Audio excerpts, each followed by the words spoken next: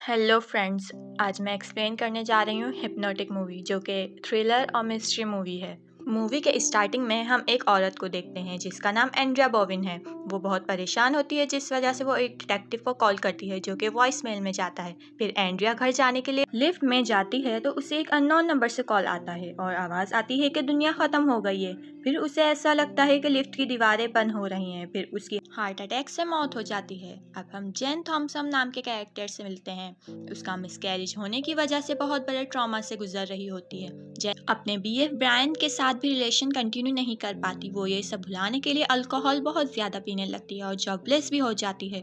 फिर जेन जीना के घर पार्टी में जाती है। वो उसे मिलकर शौक होती है कि उसने तो जीना को इनवाइट ही नहीं करा, क्योंकि वो जेन की लाइफ देख देख के थक गई है। फिर जीना का हस्बैंड स्कॉट बताता है कि मैंने जेन को इनवाइट किया है। पार्टी में जेन का बीएफ ब्रायन भी इनवाइटेड होता है, जो कि पहले साथ सॉफ्टवेयर का काम करते थे।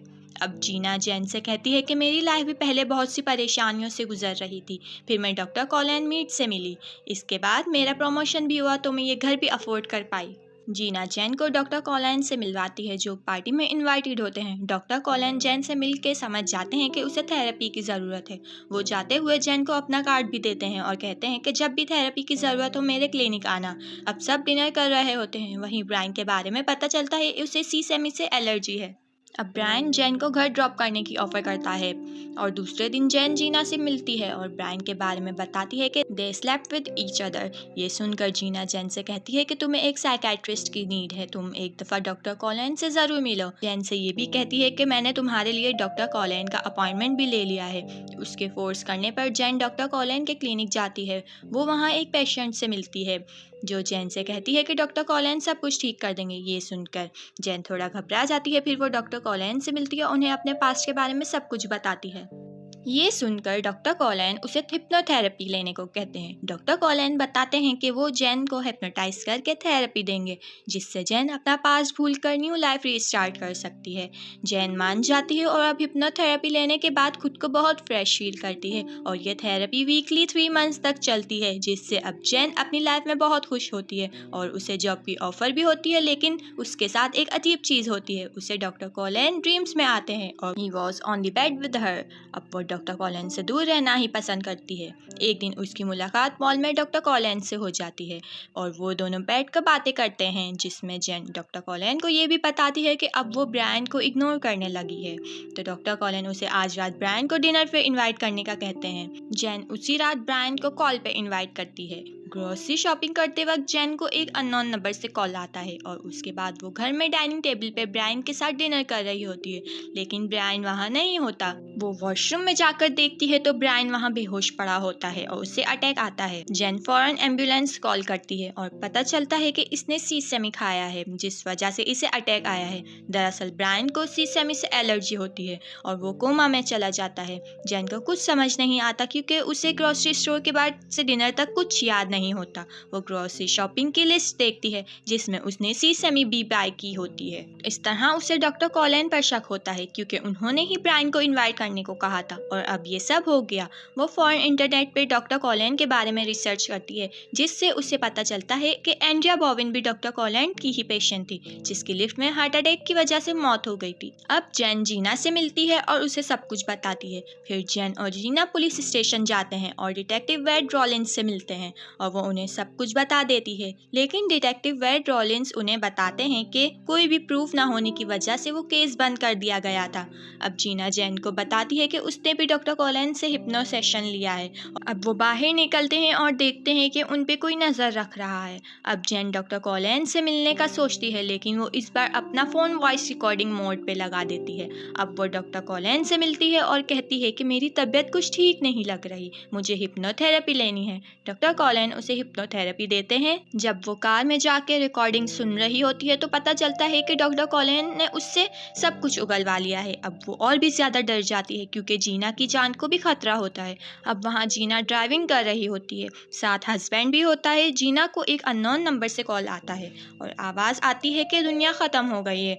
और अचानक से जीना के ऊपर एक स्पाइडर चल रहा होता है और जीना स्कॉट से कहती है कि इसे हटाओ। स्कॉट जीना से कहता है कि यहाँ कुछ भी नहीं है। जीना बहुत डरने लगती है। इतने में ही कार एक्सीडेंट हो जाता है और दोनों की मौत हो जाती है। इनकी मौत से जेन और डिटेक्टिव बहुत शॉक होते हैं। इन्हें पता होता है कि इन सब के पीछे डॉक्टर कॉलिन का ही हाथ होगा, लेकिन इनके पास कोई प्रूफ नहीं होता। डिटेक्टिव डॉक्टर पे थोड़ी और रिसर्च करता है। उसे पता चलता है कि डॉक्टर कॉलिन के जिन जिन पेशेंट की मौत हुई है वो सब तकरीबन एक जैसी ही दिखती थी और जेन भी उनकी ही तरह दिखती है। अब डिटेक्टिव डॉक्टर के पास जाके पूछताछ करता है और वहाँ डॉक्टर के फिंगरप्रिंट्स के लिए एक स्पून उठा लेता है और अब वो जेन के पास जाता है और उसे डॉक्टर से बचने के लिए वार्न करता है। डिटेक्टिव के जाने के बाद डॉक्टर जेन के घर आते हैं और वो जेन को कंट्रोल करके उसे फ्रीज कर देते हैं और उसे अपनी प्लानिंग के बारे में बताते हैं कि कैसे उन्होंने जीना और ब्रायन को रास्ते से हटा दिया और अब डिटेक्टिव वेड को रास्ते से हटाना है। ये कहकर वो उसे रिलीज करके चले जाते हैं। जेन फौरन डिटेक्टिव को कॉल करती है, लेकिन उनका फ़ोन बैटरी ना होने की वजह से स्विच ऑफ होता है। अब हम देखते हैं कि डिटेक्टिव के घर डॉक्टर कॉलिन की पेशेंट आकर डिटेक्टिव पर चाकू से हमला कर देती है, लेकिन खुशकिस्मती से वो बच जाते हैं। अब हॉस्पिटल में जेन डिटेक्टिव को सब कुछ बताती है और उनसे एक फेवर लेती है कि वो किसी साइकियाट्रिस्ट का पता करवाएं जो हिप्नोटाइज करके सच पता लगवा सके। अब जेन दूसरी साइकियाट्रिस्ट से मिलती है। वो जेन को हिप्नोटाइज करके कुछ सवालात करती है, लेकिन जेन की हालत बहुत ज़्यादा ख़राब होने लगती है। वो उसे फ़ौरन होश में लाती है और बताती है कि डॉक्टर कॉलिन ने उसके दिमाग में कुछ ऐसा करा है कि उनके अलावा इसे कोई और कंट्रोल नहीं कर सकता। अब साइकाइट्रिस्ट कुछ नहीं कर सकती थी, लेकिन वो उसके माइंड में एक पैटर्न डालती है कि जब भी वो अपने दिमाग का कंट्रोल खो देगी और अगर डॉक्टर कॉलिन उसे माय लव कहेंगे तो उसका कंट्रोल वापस आ जाएगा, क्योंकि वो अक्सर उसे माय लव कहा करते थे। वो एक घर भी देखती है जिसका वो एड्रेस ढूंढती है और उसे पता चलता है कि वो घर जेवियर सुलेवान का है, जिसके बेटे का नाम जूलियन सुलेवान है जो कि डॉक्टर कॉलिन है। अब वहाँ जाने से पहले जेन डिटेक्टिव को इन्फॉर्म कर देती है। अब जेन उस घर में पहुंचती है, उतने में ही डॉक्टर कॉलिन वहां आ जाते हैं और जेन को बताते हैं कि उससे पहले वो 3 लड़कियों से मिले, लेकिन हर किसी में कोई ना कोई कमी थी। फिर मुझे तुम मिली, तुम बिल्कुल परफेक्ट हो मेरे लिए, इसीलिए मैंने अपनी वाइफ के साथ की यादें तुम्हारे माइंड में डाल दी हैं ताकि तुम सिर्फ मेरी हो जाओ। इससे हमें ये पता चलता है कि डॉक्टर की वाइफ की डेथ के बाद उसकी वाइफ से मिलती जुलती लड़कियों में अपनी वाइफ को ढूंढता था और उनसे मिलके उन्हें हिप्नोटाइज कर लेता था। अब डॉक्टर कॉलिन बताता है कि आज 6 मार्च है और आज ही मैं तुमसे शादी करूंगा। उसकी फर्स्ट वाइफ से भी 6 मार्च को शादी हुई थी कि वहाँ अचानक उसे किसी आने का एहसास होता है। वो जेन को फ्रीज करके चला जाता है। वहाँ डिटेक्टिव और डॉक्टर की हाथापाई हो जाती है। इतने में ही जेन अपने माइंड को कंट्रोल करके उन तक पहुँचती है और गन उठाकर शूट कर देती है। फिर स्क्रीन ब्लैक हो जाती है। अब जब जेन की आंख खुलती है तो उसके पास डिटेक्टिव होता है और वो जेन से कहता है कि तुमने डॉक्टर कॉलिन को शूट कर दिया है, अब हमारे बीच कोई नहीं आएगा माय लव।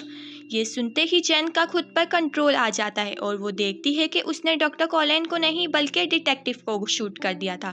वो डॉक्टर कॉलिन पर हमला करके डिटेक्टिव के पास भागने लगती है। वो जैसे ही डिटेक्टिव के पास पहुंचती है तो उसके पीछे डॉक्टर कॉलिन आ जाते हैं, तो जेन फौरन गन उठाकर डॉक्टर को शूट कर देती है और उनकी वहीं मौत हो जाती है। अब हमें दिखाते हैं कि कुछ दिनों बाद ब्रायन कोमा में ही होता है और जेन अपनी लाइफ ब्रायन के साथ स्पेंड करने का प्रॉमिस करती है और फिर हमें डिटेक्टिव को दिखाते हैं जो खुशकिस्मती से बच जाते हैं। वो जेन को एक सीडी देते हैं फॉर बेटर स्लीप और यहीं पे मूवी हो जाती है एंड।